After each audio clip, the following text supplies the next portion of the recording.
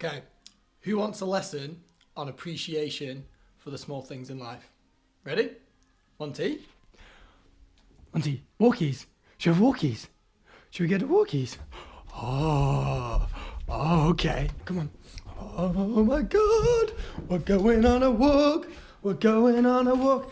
He's literally that happy about going outside and sniffing and smelling the world. Look at him. Stay there. Stay. I can't do this with...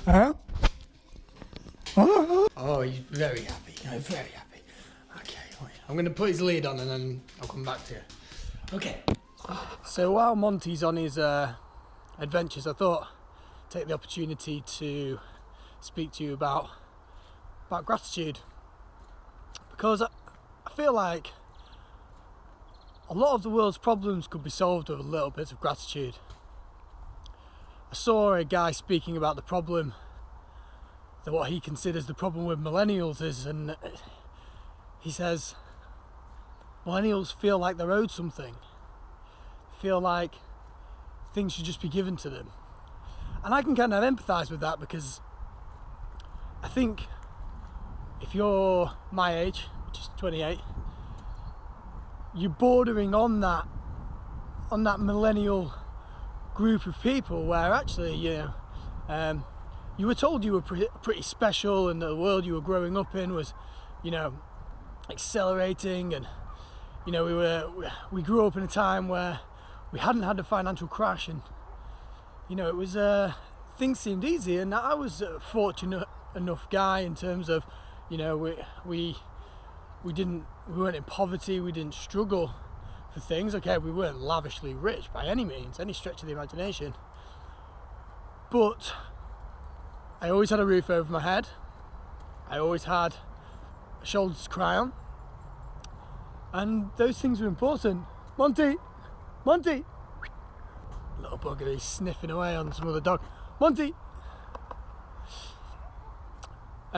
So yeah, I always had a roof over my head, always had a shoulder to cry on.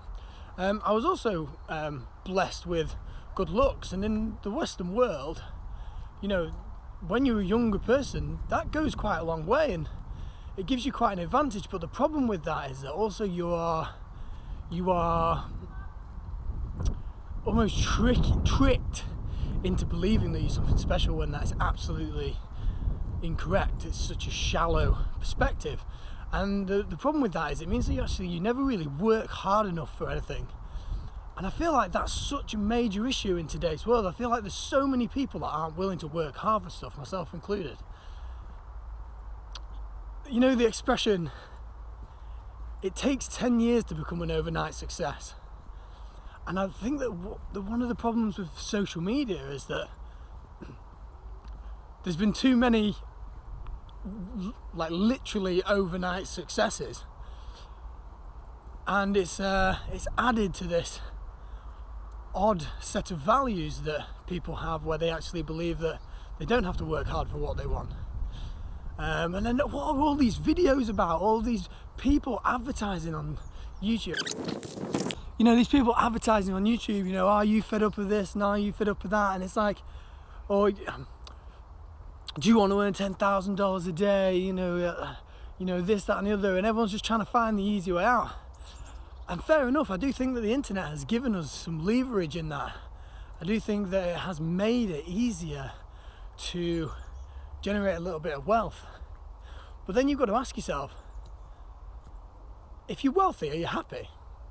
Are you more happy than I was so you've got £1 million in the bank, are you more happy than I was growing up, having a loving mother and a nice cozy house, and playing on a sports team with lots of great guys who supported me? And I don't think you are. I don't think you're wealthy. I don't think that person with £1 million in the bank is wealthier than I was.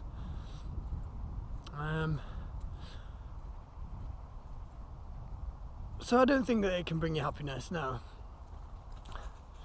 So then we can move back to the, so people aren't working hard enough for that, and I'm one of those people, and this is me documenting my life. I'm having a baby,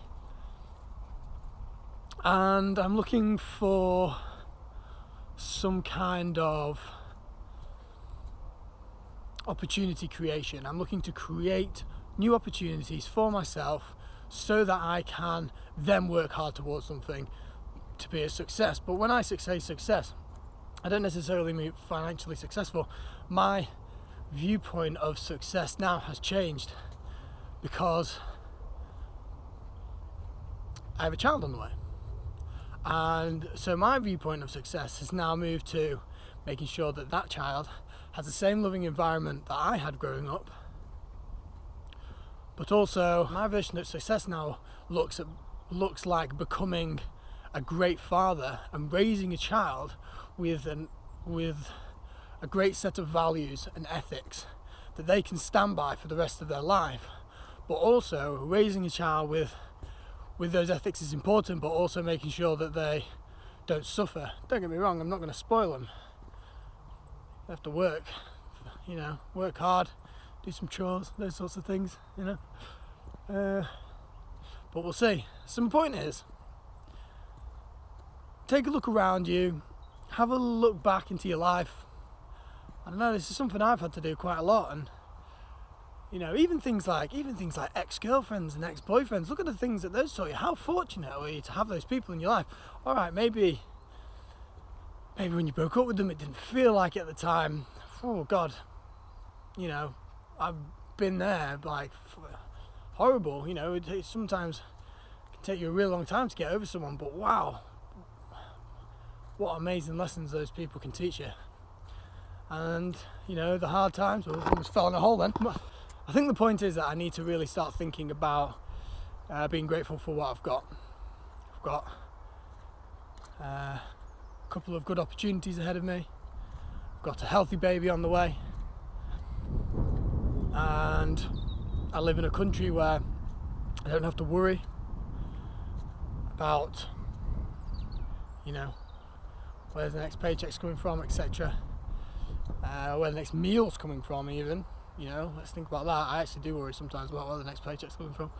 But that's part of the adventure, and without those feelings I wouldn't be able to appreciate that paycheck when it comes and make sure that I'm using it to fulfill my life in the right way rather than spending it on things that make me appear rich in a material sense, when I can spend it on experiences and live a greater, more fulfilled lifestyle. Anyway, that's me. Ciao.